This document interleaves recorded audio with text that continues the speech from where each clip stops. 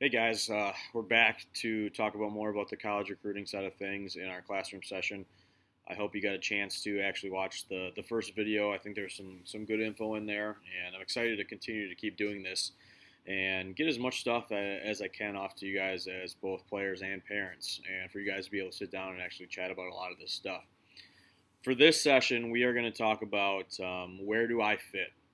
And last week we had talked about sitting down and really discussing and looking at where you think you will end up fitting in at the college level.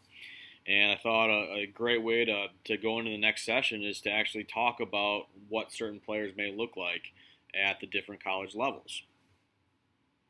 After last week's session, some may have came out of that wondering, okay, coach, I understand that you want us to be realistic about things, but I don't really know where I may fit. Or I don't know what a player at different levels look like. If you're sitting there as a freshman going, I just have no idea, this is what this week's topic is going to be about. It's going to be about where do I actually fit. And a lot of you guys may be sitting there listening to this. Many of you may have never seen a college baseball game live. Many of you have never seen a D3 game or D2 game or D1 game or the different levels that are out there. So I think it's important to really to look at a couple of the contributing factors that we kind of look at in terms of where do guys fit at. So I'm excited to really get into that mode of things. The first and foremost thing that I want to touch base with in terms of this topic is I never want our players to be afraid to come and ask our opinion. I think it's our job. I think it's our responsibility. I think it is our duty as coaches to be able to give our open and honest opinion about where we see a player fitting in terms of their certain level at college. Um, we've had a really good track record over the last, I think it's 7, 8 years, somewhere around there, of nearly 200 players that have come through our program and have gone on to play college baseball. So we have a good track record with it. We've seen every type of player from a draft pick to D3 players to JUCO players to D2, you name it. We've seen those players. We've had those players in our program. So I think we have a good understanding of where guys fit. And anytime that I look back and look at our alumni and go, do I think that guy fit into a place that we sent him to? For the most part, I can say that we're pretty happy with where we place guys and the certain levels of fits that they ended up going to into college. Can we be wrong at times? Sure, we can. We're human, so if you come and ask us our opinion, there's a chance that we could be wrong. You go ask my wife if I'm ever wrong, and she'll probably tell you more times than not. But I hope that we've proven ourselves over the last however many years to successfully get players off to colleges that fit their potential, fit their skill level. And I never want players to be scared to come and ask us, hey, coach, where do you see me fitting? And we will give our open and honest opinion and give reasons why. And we'll talk about some of the reasons as we go forward in this section of video. I wanted to talk about numbers a little bit, and we kind of live in a day and age where numbers seem like they are ruling the day. Numbers are all over the place in baseball, whether that be exit velo, whether that be spin rate, whether that be 60 times, you name it. It seems like numbers are a large part of any side of baseball right now, whether it be travel, whether it be the pros, college recruiting, whatever it is. Numbers really seem to be ingrained in the baseball heads of the world. So I wanted to give you guys an example of NCSA and what they have as kind of guidelines by division for baseball recruiting. And NCSA is a college recruiting company that helps players get off to different schools. It can be a useful tool, but I wanted to give an example of what they tend to look at on these numbers. And I don't want players or parents to think that these are the be-all, end-all numbers. These are just guidelines again, and just kind of an example of what a company like that looks at. And as you can see, at the Division One level, high-end D2 and high-end junior college, what the numbers that they're looking for.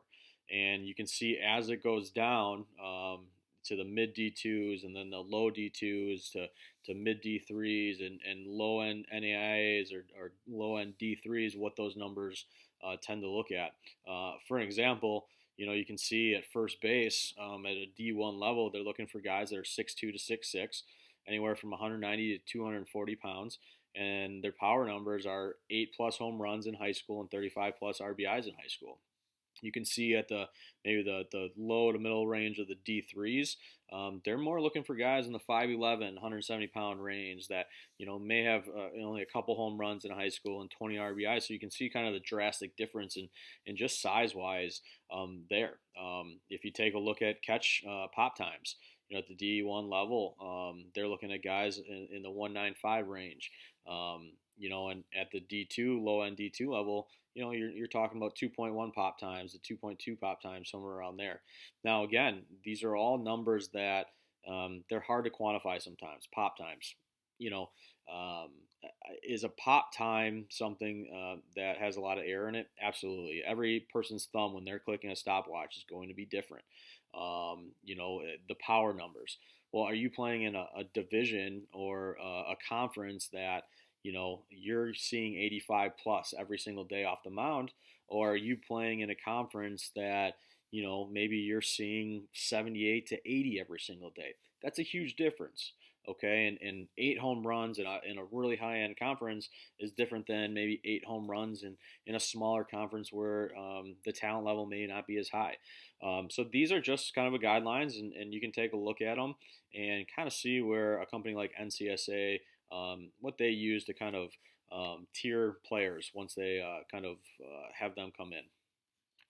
I do want to make it very clear that when we're talking about numbers, whether that be exit velo, whether that be 60 times, pop times, whatever the case is, I want to make sure that players know the difference between tools and performance. Okay, tools are a great thing. They can help you determine maybe where you may fit into certain levels. They can be something that you use to achieve a goal. Hey, I really want my exit velo to be 90 by the time the summer rolls around. Tools can be a great way to kind of put yourself in a position based on other players that are out there. So tools are a great thing. They can get your foot in doorsteps at schools. They can kind of raise awareness for you as a baseball player. However, at the end of the day, the most important thing out there is the fact that you're able to perform once you're on that field. And I think it's important for players to understand that just because you may have a few really good tools or a lot of tools, if you can't perform in a game, those tools are wasted. If you can hit a ball 98 miles an hour off of a tee or a flip, or you can run a 6.6 in the 60, but you can't touch a baseball in a game, then those are wasted tools. Those tools don't really matter. It comes down to the performance and being able to merge and really marry the tools and the performance, and having both to really step up where you're going to fit into the college side of things. So I want to kind of talk about heights and weights and velocities, and kind of when we talk about numbers, that side of things. It's very rare that if you go look up an SEC roster, that they're going to have a guy that's 5'8", or a guy that's throwing 82 to 84. You just don't see it. It is what it is. It doesn't really matter if the guy gets outs. In high school, 82 to 84 tends not to play very well in the SEC. Now, if that same kid that was 5'8" from the right side, if he was throwing 92 to 94 with really good secondary stuff, now maybe a different story. Now you may see a guy like that in the SEC. But that's an example of where those numbers or those tools or those physical attributes come into play when we're talking about what type of level do you fit into college. A really life example of that, a real life example, is a Rhino guy, a Rhino alumni named Robert Farrell. He was a left-handed pitcher. He was 5'7", 140 pounds in high school. He went to Joliet Central, and he was disgustingly good on the mound. He was probably only 80 to 81. Had a really, really good off speed that he could throw in any count. He had a really good run on his ball, and he really had a good understanding of what he wanted to do every time a hitter was up there. He made plenty of D1 type caliber players look silly. once they're up at the bat. And here's a kid who, may not have had those physical attribute tools. He may not have been 6'4". He may not have been a mid to upper 80s as a lefty. But here's a kid that performed, and in big games, and always seemed like you could go out there and throw him no matter against who. And he's now down in Missouri. He's at Missouri Western State, which is a fantastic D2 school. I've had a few players go there in the past, and beautiful facilities, which you guys can see now on the screen. And that's a kid that just didn't have the tools, but he performed. So I don't want guys to sit here and think, man, I'm only 5'8" or 5'9" or whatever the case is. Think that they're not going to have a future at really good schools. Robert Farah is a prime example of that. Phenomenal baseball player, just wasn't gifted with God-given height or God-given arm speed. And he's going to do really good down there for those guys and have a really good career. But that's an example of a real-life situation where you may have a guy that, performance-wise, D1 type pitcher all day long. The type of talent that he faced, D1 guys all day long. And he beat them. But just because of his height, because of his velo, not many D1s came knocking on his door, which is fine. He's in a great spot now, but that gives you an example for guys that may not have those physical attributes right now in high school. I wanted to give you guys a college level example of what we've kind of talked about. And as you can see, this is Illinois State, their 2020 roster for pitchers. And if you average everything out, now we're talking about a mid-major school here in Illinois. We're not talking about schools in SEC or Big Ten. This is a mid-major school. Fantastic program, great coaching staff. On average, their pitchers for the 2020 season average 6'2" and 202 pounds. That's a big dude for an average pitcher going there. As you can see, the different heights and weights that are up on the board right now. You're talking about, 6'3", 185 pounds, 6'5", 210 pounds, 6'4", 222 pounds, 6'6", 226 pounds. And I put the years there next to the heights and weights because I wanted players to take a look at the freshmen and see what type of players are heading in their freshman year. You're talking about 6'1", 205 pounds, 6'2", 195 pounds. You're talking about 6'1", 180 pounds, 6 foot, 185 pounds, 6'1", 195 pounds, and 6'3", 225 pounds. These are guys that are just leaving high school, guys that you'll be competing against or trying to compete against for roster spots that, most guys aren't under 185 pounds.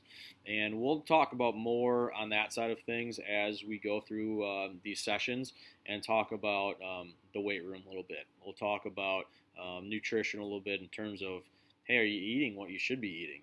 And are you getting up to that level that these D1 schools, if that's the goal that you have, this D1 level of getting to that size that you need to. Now, in comparison, up on your screen now is 2020 roster for Benedictine University, which is a D3 here locally, just about a half an hour away from us and down here in Illinois. And you're talking about, on average, for their pitchers, being 6 foot, 187 pounds. So that's the difference that you can see side by side right now that we're looking at. A Division I mid-major school, on average, their players, or their pitchers, I should say, are 2 inches taller than a D3 school. And on average, you're talking about nearly 20 pounds of difference compared from a D3 school to a mid-major D1 school. So I think that really gives you a good idea of a real-life college example of the different ranges that a player is in at the different levels of school that you see.